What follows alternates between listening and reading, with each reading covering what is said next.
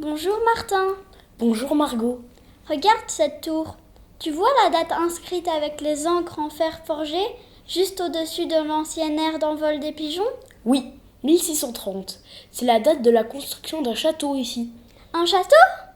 C'était alors la demeure du seigneur de l'époque?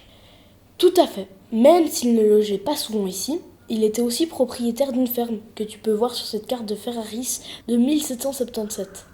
Montre-moi cette carte. On voit bien la ferme en quadrilatère. Et aussi le château et son grand domaine. Comme bien souvent, le château du seigneur contenait aussi une cour de justice. En tout cas, jusqu'à la Révolution française. Ensuite, le propriétaire de l'époque, le baron François de Mesmacre, fut nommé maire de Villers en 1809. Ah, toujours sous la domination française alors.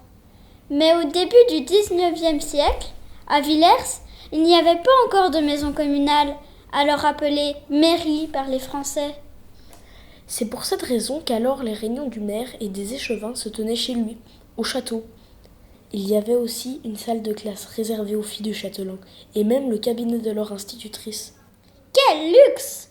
Mais cela ne dura pas très longtemps, car le château fut vendu et inoccupé aussi.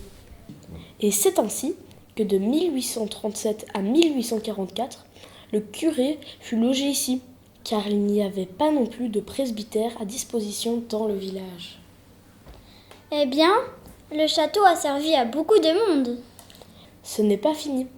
Après être passé de propriétaire en propriétaire, Henri Delpier de Bousmar fit bâtir un nouveau château au milieu du parc vers 1873. Regarde sur cette carte de Pop de 1879. Ah bon? Pourquoi? L'autre château ne convenait plus? Je pense qu'il y a de cela, car on sait qu'au début du XXe siècle, les dépendances et le corps de logis de l'ancien château étaient démolis. Il ne reste plus que la tour que tu observes maintenant.